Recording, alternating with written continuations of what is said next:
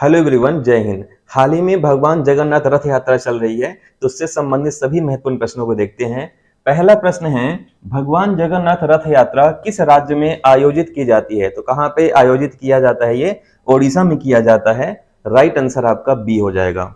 Next question है, जगन्नाथ रथ यात्रा मुख्य रूप से किस मंदिर से प्रारंभ होता है? तो इसका जो प्रारंभ होता है, ये जगन्नाथ मंदिर ओडिशा से प्रारंभ होता है। इसे पुरी जगन्नाथ मंदिर भी कहा जाता है। नेक्स्ट क्वेश्चन है, रथ यात्रा में कितने रथ होते हैं?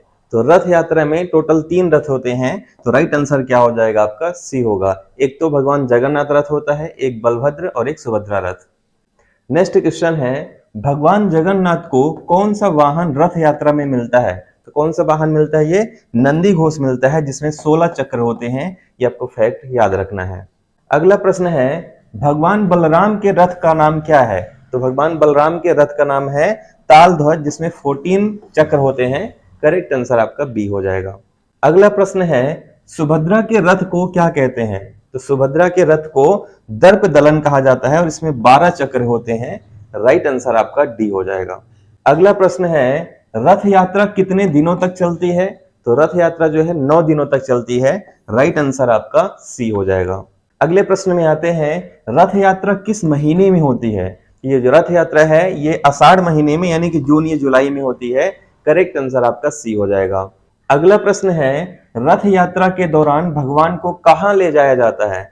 तो भगवान जगन्नाथ को गुंडिचा मंदिर ले जाया जाता है। यहाँ पे 7 दिन का इनका विश्राम होता है। नेक्स्ट क्वेश्चन पे आते हैं, रथ खींचने की परंपरा को क्या कहते हैं? तो रथ खींचने की परंपरा को कहा जाता है चेरा पहड़ा। करेक्ट आंसर क्या हो जाएगा? डी होगा। ये भी काफी इंपॉर्टेंट है।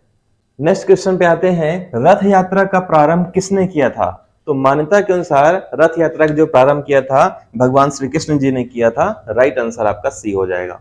नेक्स्ट क्वेश्चन है, रथ यात्रा में किन 3 मूर्तियों की यात्रा होती है? तो हम सभी को पता है भगवान जगन्नाथ, बलराम और सुभद्रा जी की। करेक्ट आंसर आपका बी होगा। अगले प्रश्न में आते हैं, भगवान जगन्नाथ का चेहरा किस रंग का होता है?